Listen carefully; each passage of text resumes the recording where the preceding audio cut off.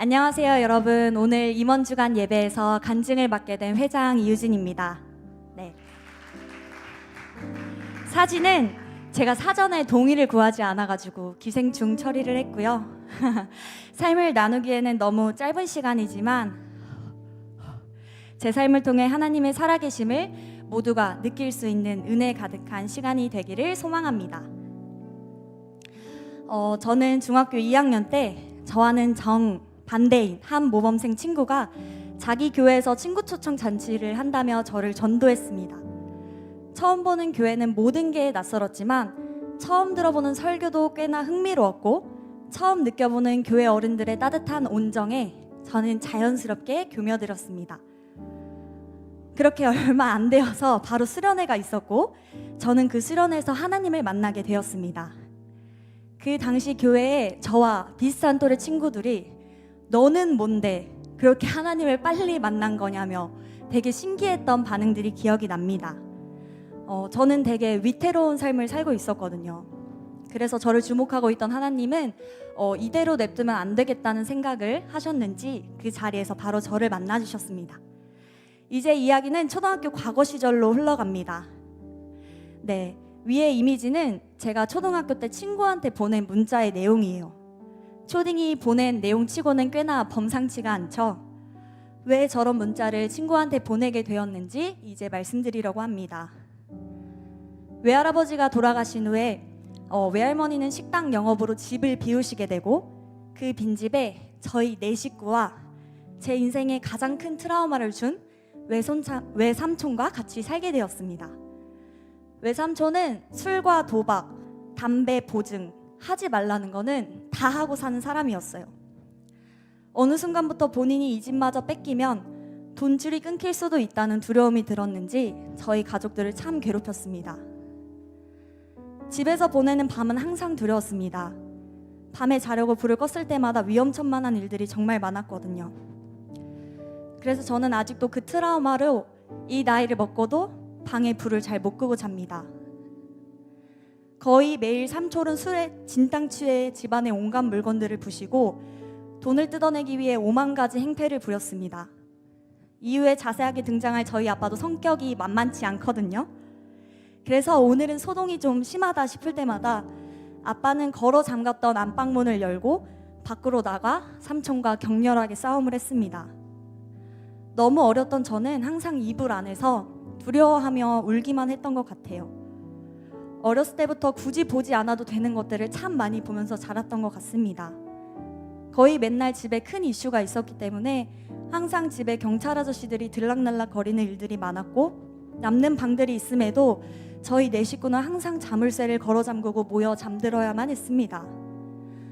거의 초등학교 때부터 중학교 때까지 그런 환경 속에서 살았기 때문에 저에게 집이라는 곳은 더 이상 안식처의 의미가 없었습니다. 중학생이 되고 어느 날 집에 도착했는데 빌라 벽면에 저희 네 식구를 향한 입에 담을 수도 없는 욕지거리들이 빼곡하게 적혀져 있는 거예요. 누구의 짓이었을까요? 저는 항상 빌라 주민들의 눈치를 살피면서 집에 들어갔습니다. 아무리 명백하게 증거가 있이 경찰서에 가도 외할머니는 그딴 것도 자식이라고 낼름 빼왔습니다. 우연히 중학교에서 우울증 검사를 하게 되었는데요. 제 상태가 되게 극심한 우울증으로 아주 위험한 상태라고 했습니다. 나는 죽고 싶다고 생각한다. 나는 누구를 죽이고 싶은 생각을 해봤다. 그게 잘못된 건지도 모르고 그냥 예스라고 체크했습니다. 저는 어린 나이였음에도 엄청난 분노와 우울감으로 가득 찼습니다. 삼촌이라도 그 모양 그 꼴이면 저희 네 식구라도 똘똘 뭉쳤어야 됐는데 부모님마저도 제 상처와 어려움을 방관했습니다. 심지어 오빠는 장애가 있었기 때문에 저는 항상 뒷전이었습니다.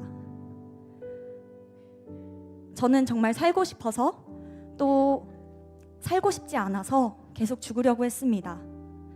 떨어져 죽어볼까 하면서 베란다에 위험천만하게 앉아있고 보기도 하고 여러 차례 손목을 그었습니다. 엄마는 제 손목의 상처를 보고도 그저 한숨만 쉴 뿐 저를 돌봐주지 않았습니다. 정말 한 번은 너무 버거워서 엄마에게 힘든 것들을 이야기하려고 했었어요. 그러나 엄마는 냉담하게 자신에게 말하지 말라고 했습니다. 힘들어도 웃어야 세상에서 무시를 받지 않는다고 당부했습니다. 지금은 그 당시 엄마도 외할머니에게 받은 상처들로 많이 벅찼겠구나, 나보다 오빠를 더 챙겼던 이유가 있었겠구나 이해를 하려고 하지만 그 당시 저는 고작 중학교 1학년이었습니다. 바로 이런 상태에서 제가 수련회를 가게 되었습니다. 기도 그런 거 할 시간 없었습니다. 모아두었던 눈물을 흘리기에도 시간이 부족했습니다. 감정은 여전한 채로 눈만 퉁퉁 부은 수련회 마지막 날 큐티를 통해서 저는 말씀을 통해서 하나님을 만나게 되었습니다. 네, 너무나 유명한 말씀이죠. 정말 말도 안 되게 이 말씀이 제 마음에 이렇게 와서 심겨지는 게 느껴졌습니다. 항상 제 마음은 폭풍같이 어지럽기만 했는데 태어나서 처음 느껴보는 평안과 안정감에 정말 신기했습니다. 매일을 죽을 궁리만 하면서 살아가던 저에게 처음으로 살 소망이 있을까 하는 찰나에 생각이 들었습니다. 하지만 수련회 이후에도 제 삶은 크게 달라지지 않았어요. 여전히 위험천만한 상황들이 많았습니다. 그러나 저는 상황이 아닌 하나님을 바라보기 시작했습니다. 새벽같이 일어나서 큐티책을 폈고 잠들기 전에도 그 말씀을 다시 읽으며 잠에 빠졌습니다. 그 시간들은 정말 행복했습니다. 결국 추후에 다른 집으로 이사를 나오게 되었고 끝날 것만 같았던 고난의 시간들은 계속되었습니다.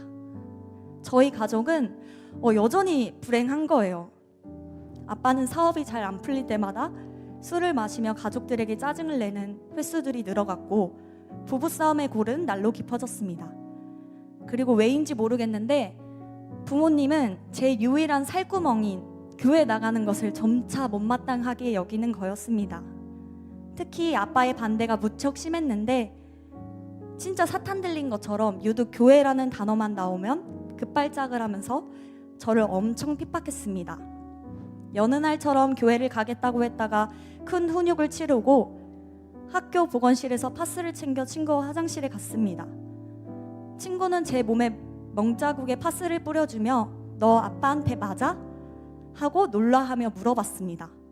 저는 그동안 이게 너무나 당연한 삶이라고 생각하고 살아왔는데 처음으로 그렇지 않게 살아가는 아이들도 있구나 깨달으며 더 깊은 상처와 상실감에 미칠 것 같았습니다. 그러던 중 하나님을 믿는 것을 포기하려 했던 순간이 찾아왔습니다. 가족끼리 외할머니 식당에 간 적이 있는데요. 여기서 교회에 간다고 이야기를 하면 허락해 주겠지라는 생각이 들었습니다. 그러나 아빠에게는 장모님 찬스도 통하지 않았습니다. 교회라는 말을 꺼내자마자 저는 바로 아빠한테 지러 밟혔고 신발도 제대로 못 신은 채로 도망 나왔습니다. 공중전화에 가서 그 당시 담당 사역자였던 문지덕 전도사님께 전화를 걸었습니다. 전도사님, 저 하나님 못 믿겠어요. 믿을수록 제 삶에 너무 힘든 일만 가득해요 라며 울었습니다. 목사님은 그런 저보다 더 울면서 제 이야기를 들어주셨습니다.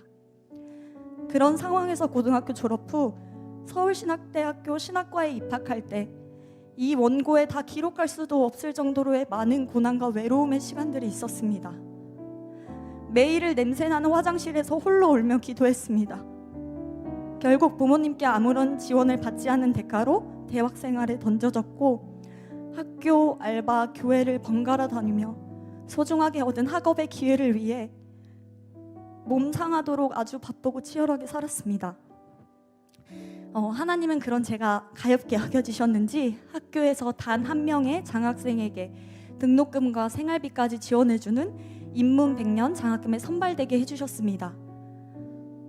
집에 돌아가면서 전체 학과에서 그렇게 날고기는 아이들이 많았을 텐데 왜 내가 받게 되었을까?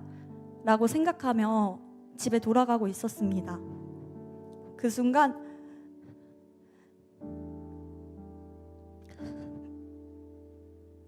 19살 나이에 냄새나는 화장실에서 홀로 울며 기도하는 제 모습이 환상처럼 보였습니다. 하나님, 제 삶 좀 책임져 주세요. 제 삶을 전부 주님께 맡겨요. 전 저를 응원해 줄 어른도 돈도 없어요. 그러니까 제발 이 신학의 길을 걸어갈 때 제 삶 좀 책임져 주세요라고 기도했습니다. 예비번호 꼴찌로 입학했던 저는 학과 전체 1등 수석으로 졸업을 하게 되었습니다. 저는 그 순간이 되게 교만해질까 싶었는데 제 대학 생활이 하나님의 은혜로 더딥혀져 있던 것을 알기에 절대 교만할 수 없었습니다. 그저 하나님은 언제나 신실하시다라는 고백만 나왔습니다. 이제 현재입니다. 제 이야기를 들으면서 놀라신 분들도 계실 것 같아요. 예전에 저를 전도했던 친구가 저한테 묻더라고요. 너는 도대체 어떻게 그런 환경에서 버티면서 살아가는 거냐고요. 어두움에 밝은 빛을 비춰주시고 너의 작은 신음에도 응답하시니 너는 어느 곳에 있든지 주를 향하고 주만 바라볼지라. 우리 안에 있는 상처와 아픔을 해결해 주실 수 있는 분은 오직 하나님뿐이십니다. 제가 받은 상처와 마음의 응어리, 속에 있는 암 같은 딱딱하게 굳어진 그 마음으로 그저 주님을 바라봤습니다. 가족은 나를 괴롭게 했지만 이것은 나를 연단하는 하나님의 계획하심이었다고, 덕분에 나는 하나님, 진짜 그분을 믿게 되었다고, 이로써 고난당한 것이 내게 유익이었다고 고백하고 싶습니다. 또한 먼저 은혜를 탕감받은 자로서 7번의 70번까지도 가족을 사랑하지 못하고 용서하지 못해서 주님 앞에서 미안하다고 말하고 싶습니다. 상처로 겹겹이 쌓여진 사랑이 상실된 가정에서 태어나서 정말 누군가를 사랑하고 섬길 수 있는 지금의 모습 자체가 저에게 기적이고 큰 간증입니다. 그동안 농담 삼아서 나는 혼자 컸어, 진짜 혼자 컸지 라고 떠들면서 살아왔는데 나조차도 내 인생은 더 이상 소망이 없어 라고 포기하려던 여러 순간마다 끝까지 나를 포기하지 않으시고 지금까지 예쁘게 키워주신 우리 하나님 아버지께 너무 감사드립니다.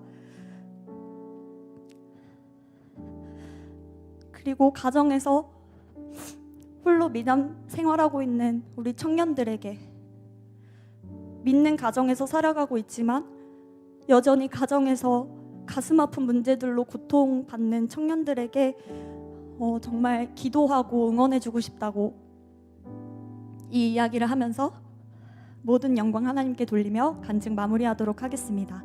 감사합니다.